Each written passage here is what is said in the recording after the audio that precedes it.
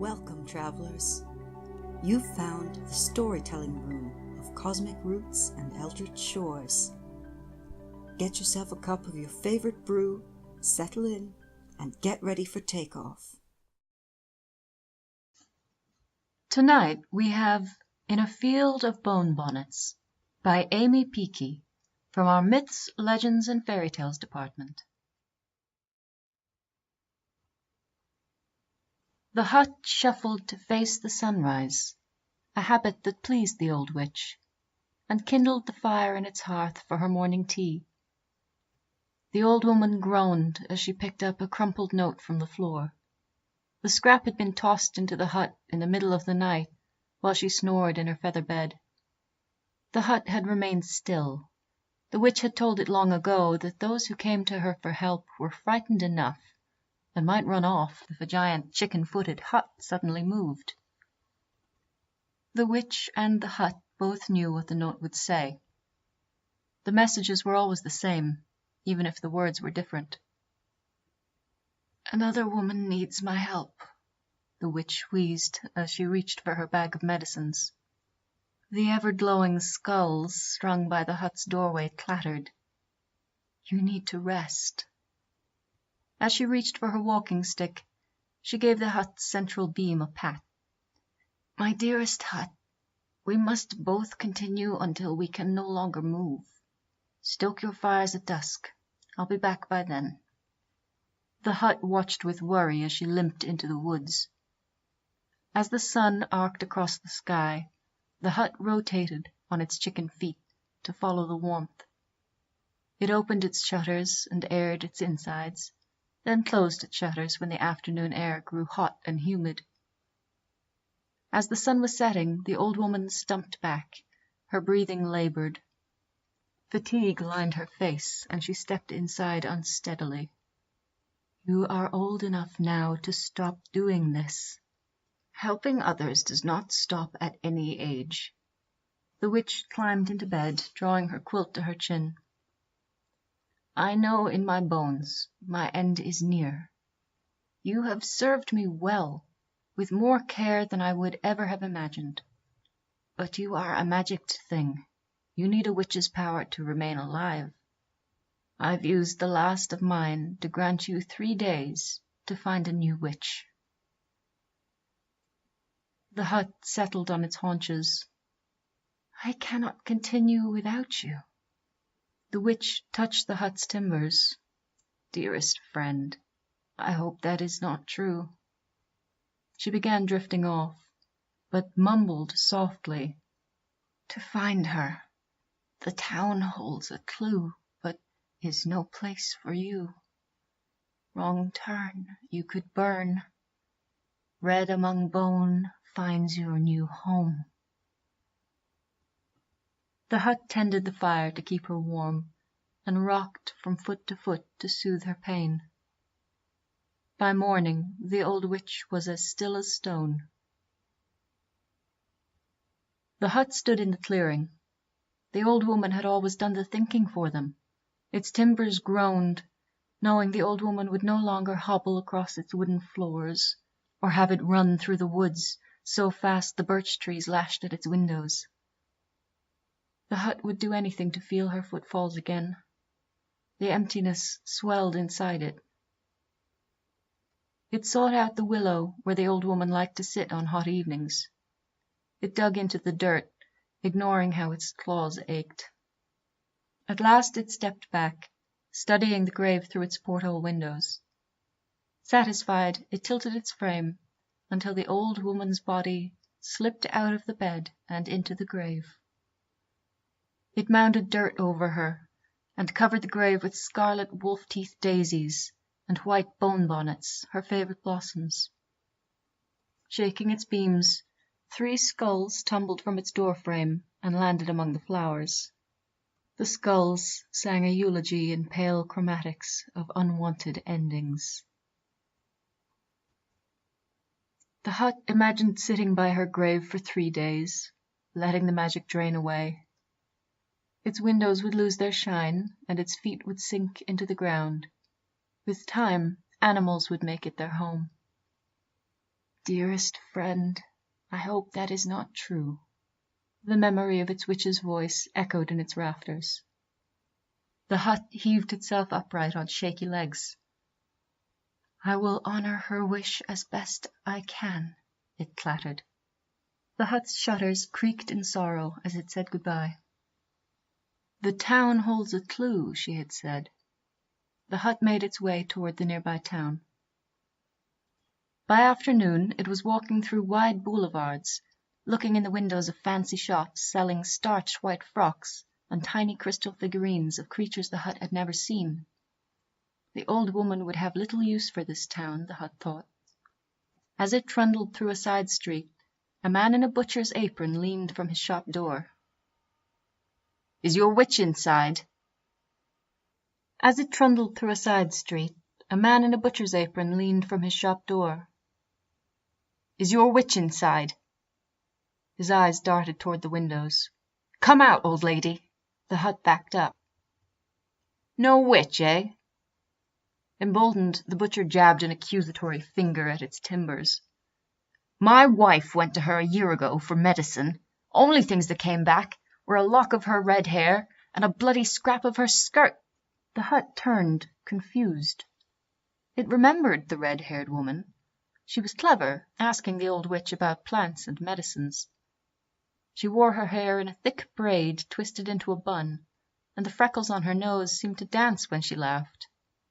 "Now, I understand if that old witch got fed up with her. Irena could be mouthy, and always running off to the fields and hills, getting up to no good. God knows, even I lost my temper, but she didn't deserve what you did to her." "The witch never ate women or girls, only men who hurt them," the hut said in a deep tone. The man's mouth opened and closed.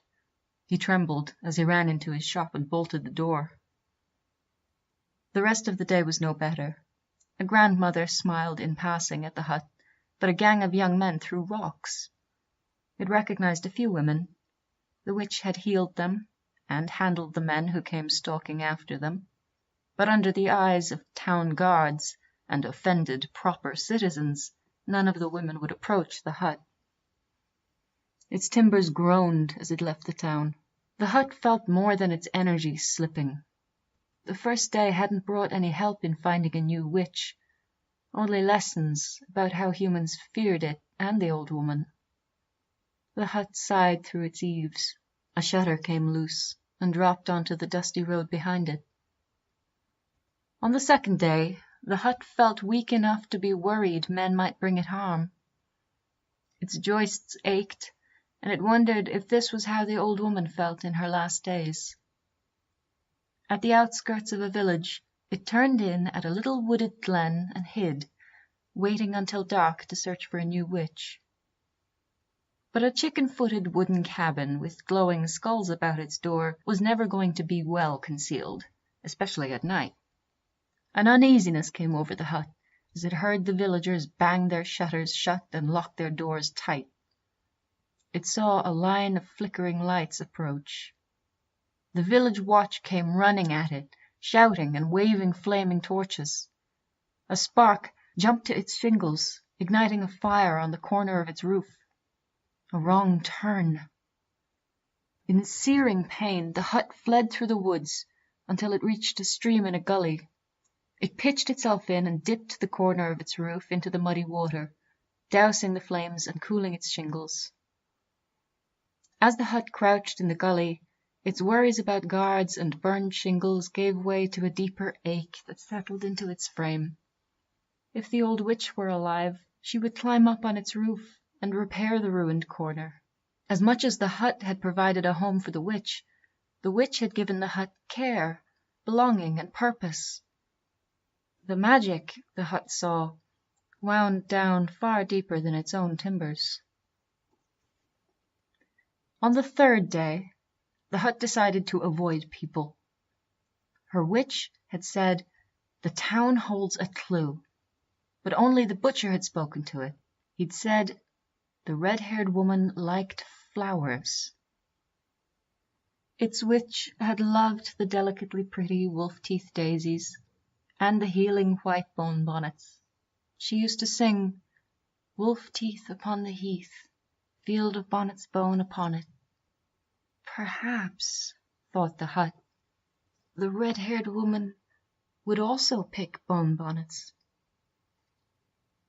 The hut plunged through fields and hillsides in search of the flowers, its feet blistering and its chimney mortar crumbling.